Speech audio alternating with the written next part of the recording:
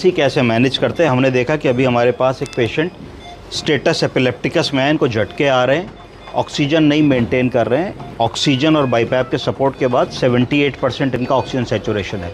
Sugar भी लो था, तो हम लोग ने 25% एक्सट्रोजन को दी है, शुगर को हैंडल कर रहे हैं। थोड़ा सा फ्लूइड दिया है, बीपी कम था तो नॉरएड्रेनालिन लगाई है। पर अगर इनका SpO2 अभी नहीं मेंटेन होगा, अभी प्रोब अगर SpO2 इंटूबेट करना पड़ेगा, और इंटूबेट करके ये देखना पड़ेगा कि हम लोगों ने इनको एंटी एपिलेप्टिक भी 2 ड्रग्स दी हैं, पर अभी क्योंकि बाईपैप पे हैं तो बहुत सीडेशन नहीं दे सकते। अगर हम सीडेट करेंगे तो फर्दर जो है ये एस्पिरेट कर सकते हैं।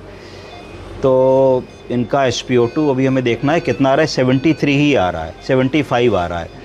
हम 5 मिनट वेट करेंगे, अगर ये मेंटेन नहीं होता है तो फिर हमें इनको इंटूबेट करना पड़ेगा। इंटूबेट इसलिए करना है जिससे इनका एयरवे सिक्योर हो जाए।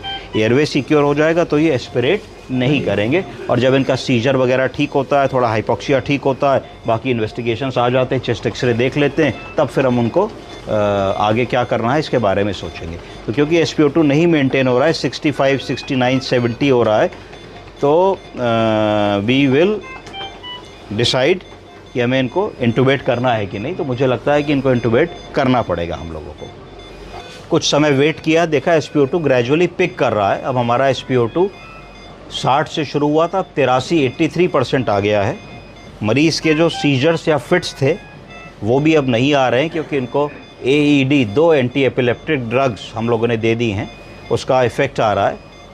अब इनको क्योंकि अनकॉन्शियस हैं तो हमें एक राइल्स ट्यूब डालनी होगी इनको, और एक फॉलीस कैथेटर डालना होगा क्योंकि अनकॉन्शियस हैं। अब जैसे ही हम राइल्स ट्यूब डालने की कोशिश करेंगे, क्योंकि बाईपैप लगा है और बाईपैप हटेगा तो हो सकता है कि डीसेचुरेट होने लगे, तो हमको राइल्स ट्यूब का प्रोसीजर बहुत जल्दी करना होगा, जिससे कि इनका SpO2 मेंटेन्ड रहे और ड्रॉप ना हो। के लिए हम लोगों ने इनका बाईपैप का मास्क खोला, हमने ज़ाइलोकेन जेली ली, और ज़ाइलोकेन जेली को लेकर के हमने इनको डाला, जिससे कि राइल्स ट्यूब में लुब्रिकेशन हमको मिले। हमने राइल्स ट्यूब खोली। राइल्स ट्यूब खोलने के बाद हम लोगों ने इसको स्ट्रेट करना होता है ना, थोड़ी कॉइल्ड फॉर्म में होती है, तो स्ट्रेट मैं तो ऐसे करता हूँ, इसको ऐसे करके मैंने फोल्ड कर लिया अपने हाथ पे, और ये ऑलमोस्ट स्ट्रेट हो गई। थोड़ा सा इस पर भी मैंने एक ज़ाइलोकेन जेली मेरे पास है, तो मैंने थोड़ी सी ज़ाइलोकेन जेली इस पर भी लगा ली, जिससे थोड़ा सा इसमें लुब्रिकेशन हो जाए। अब मैंने इसको इस नॉस्ट्रिल से धीरे धीरे एडवांस किया, और मुझे ये देखना है कि कोई रेजिस्टेंस तो नहीं आए। तो ऐसा लगा नहीं कि कोई रेजिस्टेंस आई, थोड़ा खांसे ज़रूर, पर लगा नहीं कि रेजिस्टेंस आई। तो ये क्योंकि खांसे तो ये गलत चली गई, इसका मतलब है कि ये पेट के जगह लंग्स में चली गई।